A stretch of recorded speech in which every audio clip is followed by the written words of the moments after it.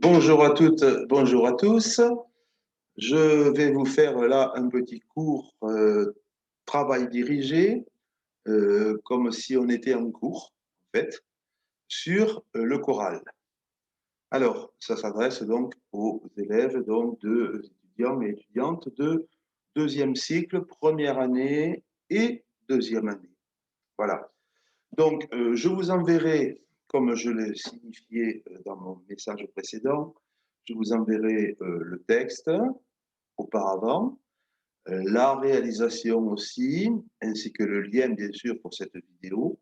Et je vous enverrai des documents complémentaires, c'est-à-dire des petites formules de chorale qui sont utilisables, puisque on va y venir, dans le choral, il y a des choses qui se répètent et qui sont des formules que l'on doit utiliser régulièrement. Voilà. Alors, je vais commencer par un petit rappel. Alors, je me suis fait une petite fiche pour ce cours. Voilà. Je vais vous rappeler d'abord le langage du choral. Alors, pour les deux C2, ce langage est identique à celui de la fugue. Donc, on peut utiliser comme accords les accords parfaits, majeur, mineur, de quinte et de sixte.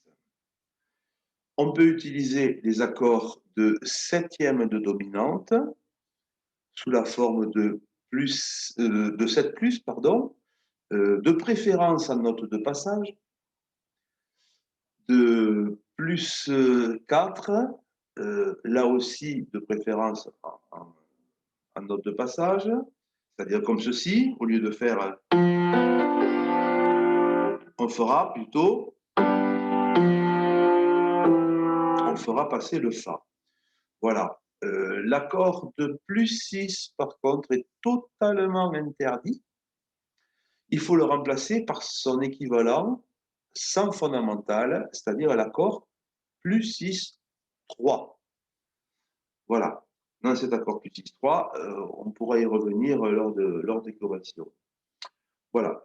Pour ce qui concerne l'utilisation de l'accord de quarte sixte, on peut utiliser l'accord de quarte sixte dans le choral comme dans la fugue, à deux conditions.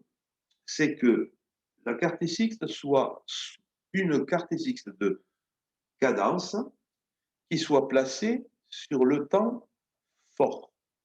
Toujours le temps fort. Pas de quarte sixte sur temps faible en cadence.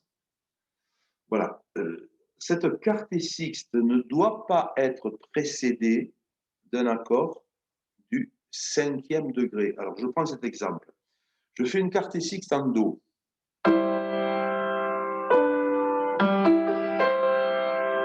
Sol, mi, sol, Do.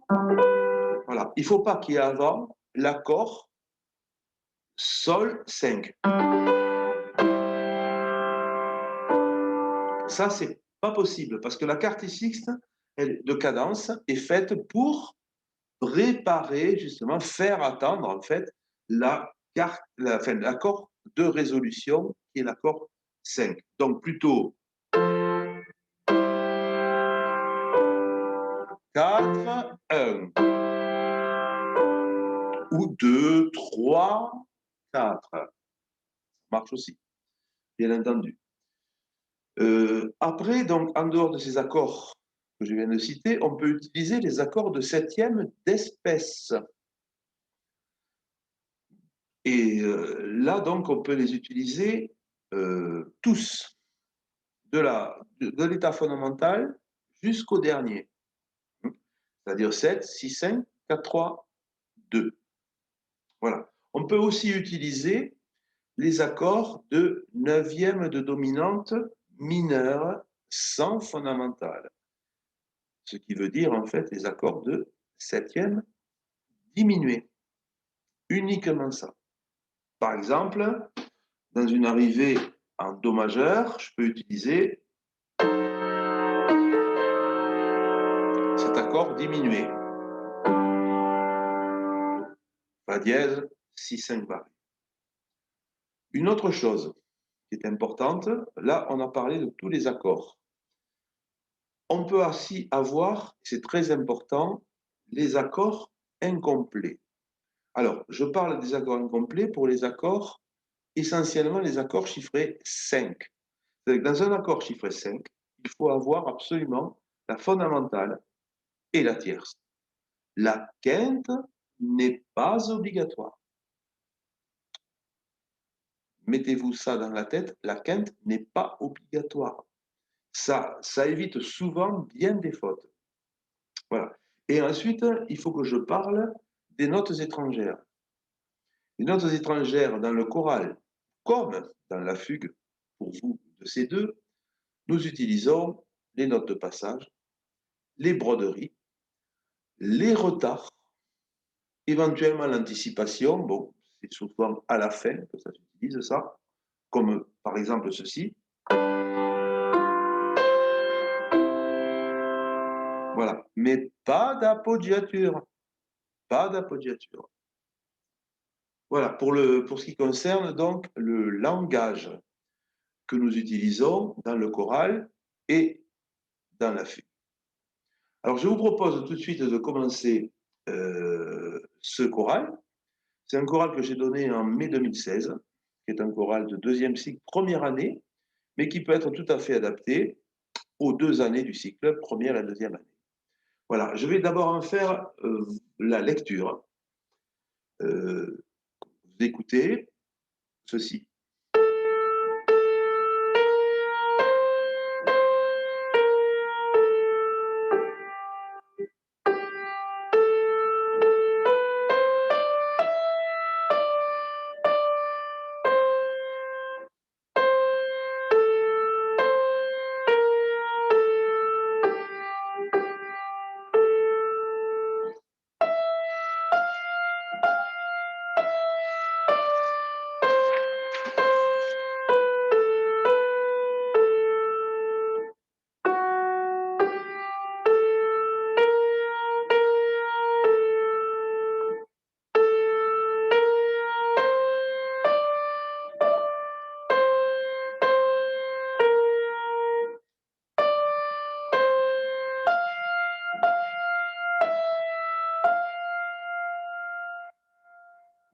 Voici donc le choral qui nous occupe. Je vais commencer directement, bon, bien sûr, par la première période. On va définir un petit peu la particularité de la levée dans le choral. C'est le cas ici. Vous avez le choral qui commence au 4e temps. 4, 1. Très bien. Alors, vous êtes obligé d'harmoniser la levée dans le choral parce qu'il y a un texte. Et ce texte, il est homorythmique. Les notes de passage sur la partie faible du temps ne font qu'une portée, si vous voulez. Par exemple, si on fait avec le texte Jésus, par exemple, ça sera donc Jésus. Voilà, on va porter simplement la syllabe. Mais il faut tout harmoniser. Pensez qu'il y a un texte. Je ne vous donne pas le texte parce que bon, ça serait un petit peu compliqué, c'est en allemand, etc. On va essayer d'éviter ça, mais soyez conscients de ce fait. La première des choses. Donc la levée dans le choral, ici par exemple dans ce choral, vous avez 2 La. Vous pouvez l'harmoniser 2 fois par le même accord, c'est-à-dire avec un premier degré par exemple. C'est-à-dire je fais un saut d'octave à la basse et simplement je répète le reste. Ensuite, on peut faire aussi sur une levée comme ça. Ici, ça ne serait pas possible dans ce choral, mais je prends un autre exemple avec un choral qui commencerait en Fa majeur par Fa en levée et Fa premier temps. À ce moment-là, vous pouvez faire, c'est-à-dire que vous passez du Fa au La6. avec, vous entendez au passage, le sol, note de passage à la basse, qui est accompagné à l'alto.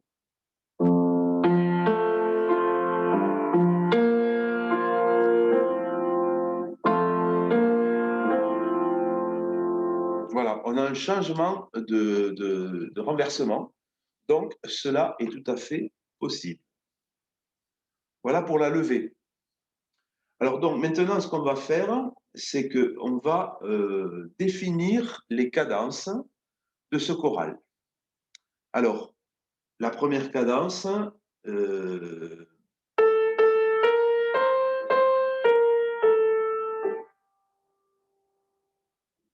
vous l'entendez dans quelle tonalité? Je continue.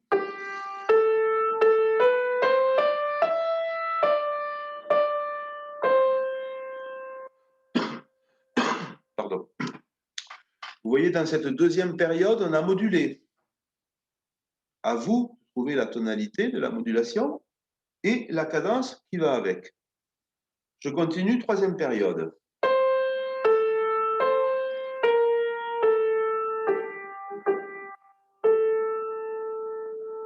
Retour du si bémol, on a remodulé. Attention, mesure 6, deux solutions de cadence se présentent. À vous de voir. Je continue.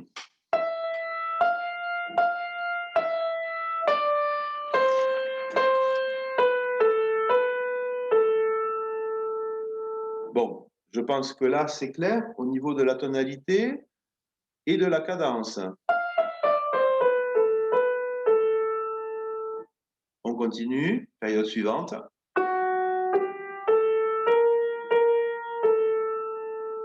Qu'est-ce qui vous permet de trouver la tonalité ici? Vous avez deux notes clés pour la tonalité, fa dièse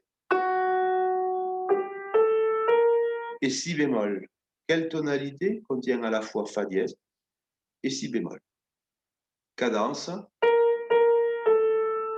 vous de voir. On continue.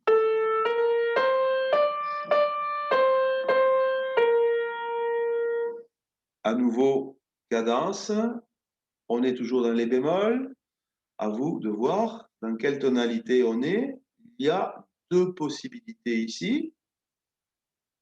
Je vous laisse chercher. Et la dernière période, bien entendu, est au ton principal, c'est-à-dire en fa majeur. Alors, on va maintenant, j'attire votre attention sur les mesures 3, sur les mesures 4 et la mesure 12.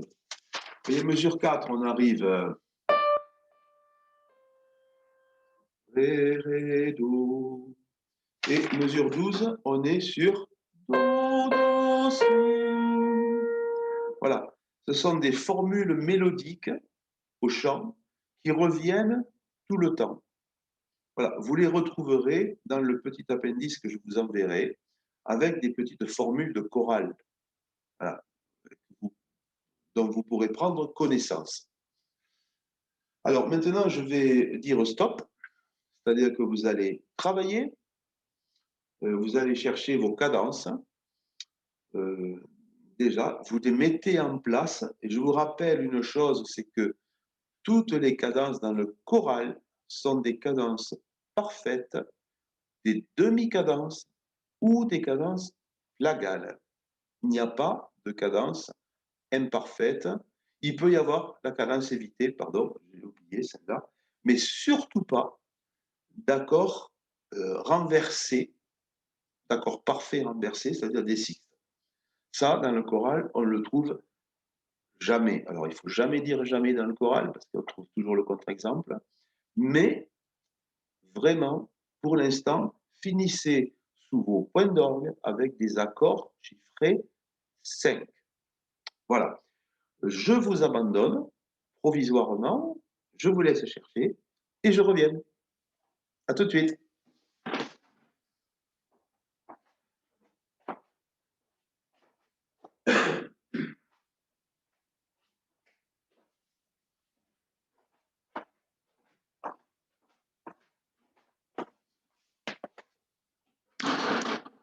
Me revoilà donc. Je suppose que vous avez éteint votre vidéo et qu'on peut continuer la chose. Alors, sur la première période, donc, on arrive, je pense que vous avez tous mis l'accord de dominante, demi-cadence, en Fa. Donc,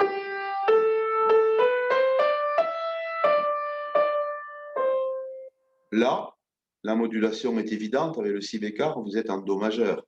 Et c'est là qu'on arrive sur une cadence qui est une cadence formatée, je dirais, dans le choral. C'est-à-dire que souvent, on se retrouve avec, à la basse, un second degré sous forme d'accord de sixte, un cinquième sous forme d'accord parfait, et donc l'accord parfait du premier degré. Fa, sol, do.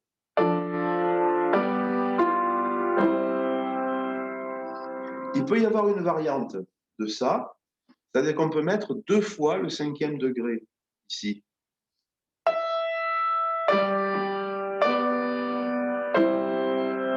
Sol, do. Et après, ce qui se passe souvent, c'est qu'on garde le retard de la tierce dans cet enchaînement. C'est-à-dire ici, par exemple, fin mesure 3, quatrième temps.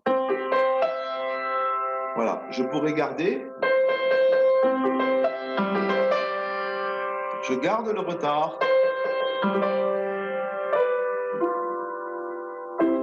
Voilà, les deux versions.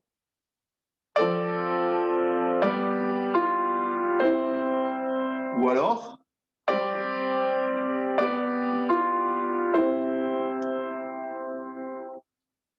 on continue sur la période 3. Alors, la période 3, il y a deux solutions de cadence.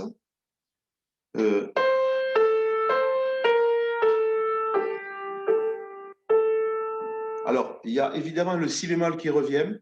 Ce si bémol qui revient est signe qu'en fait, on peut revenir vers Fa majeur. Donc, je peux faire une cadence en Fa majeur avec 2, 5, 1, mesure 6. On est là, donc, pareil, comme tout à l'heure, dans la cadence mesure 3.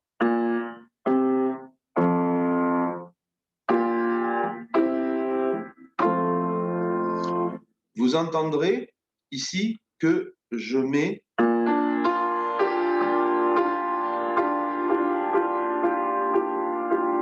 vous entendez cette dissonance? C'est la septième du second degré. Sol, si, ré, fa. Cette septième qui va se résoudre.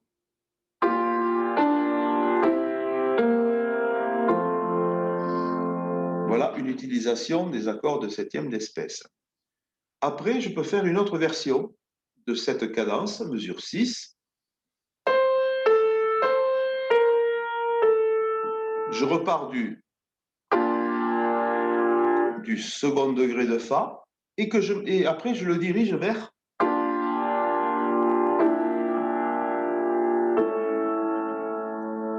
c'est-à-dire vers le second degré de Ré. Écoutez, second de Fa, second de Ré. Deux accords de septième d'espèce qui se résout bien sûr ici sur la dominante de Ré. Je vous refais les deux.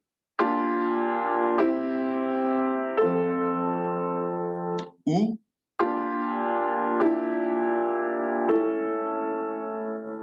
deux couleurs différentes. Toujours dans cette période, qui est donc la troisième, j'attire votre attention sur le troisième et quatrième temps de la mesure 5. Ici, vous voyez, on a le chant qui fait la, do, si, la, sol, si, la, sol, en Fa majeur. Là, on va pouvoir utiliser la carte S6 de passage. Et on va l'utiliser de cette manière.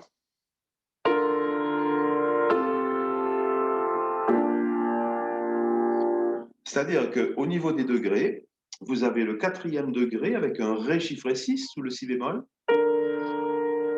un Do chiffré 6/4 sous le La, ce qui fait un 1er degré, et un Si sous le Sol mesure 6, premier temps, qui va donner le 2e degré, c'est-à-dire enchaînement de degrés, 4, 1, 2.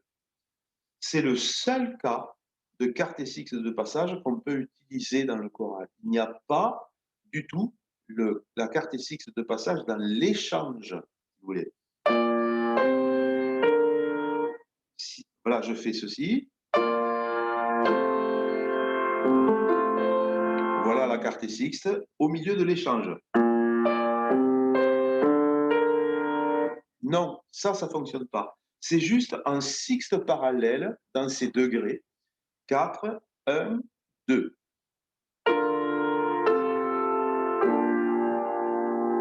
Voilà, je tenais absolument à vous attirer votre attention sur cette quartet sixte. Nous continuons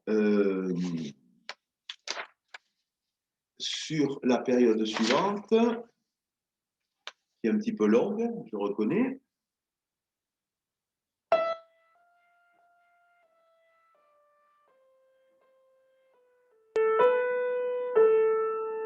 Voilà. Alors, là, ici, il n'y a évidemment aucun doute sur la tonalité. Vous êtes dans le cadre du La mineur et avec la cadence, voilà, justement.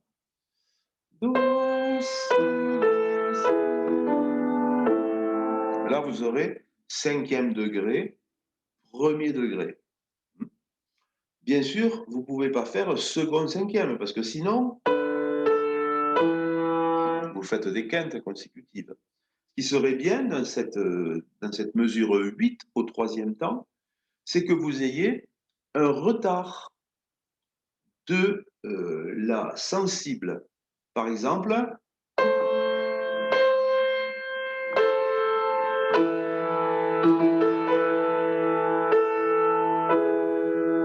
vous voyez, au lieu de mettre le Sol dièse tout de suite, j'ai le retard. Je dis bien retard.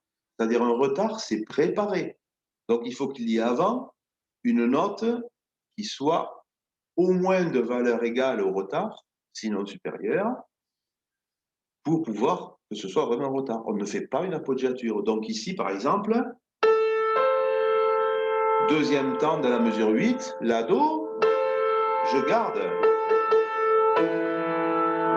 le La qui se résout au dernier temps de la mesure.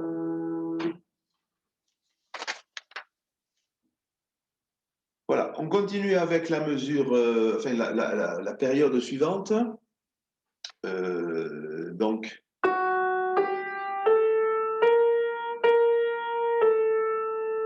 voilà, je vous disais tout à l'heure, Fa dièse, Sol, La, Si, Si, La, Fa dièse et Si bémol définissent forcément la tonalité de Sol mineur.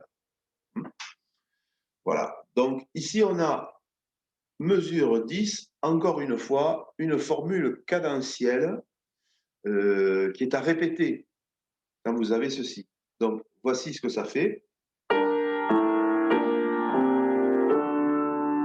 C'est-à-dire que vous avez en fait un 1er degré, mesure 10 premier temps, qui dure sur le 2e temps et qui va sur un 5e degré, le tout en Sol mineur. Et votre basse part du Sol et va rejoindre le Ré, tout simplement avec l'arpège. Et pour lier tout ça, on rajoute les notes de passage.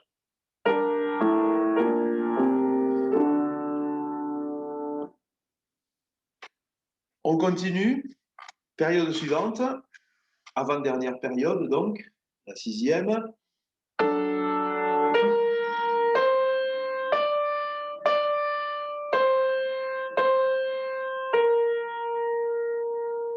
Ici, on retrouve, j'attire votre attention sur la ressemblance donc je l'ai déjà fait tout à l'heure, entre la mesure 4, qui est en Do majeur, et la mesure 12, qui est en Si bémol majeur, cadence parfaite.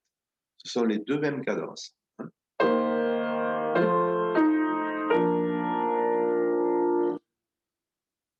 Et enfin, dernière période, on arrive donc en Fa majeur, bien entendu.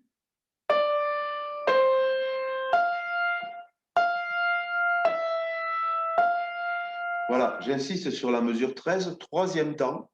Ici, vous pouvez utiliser la quartet-sixte de cadence.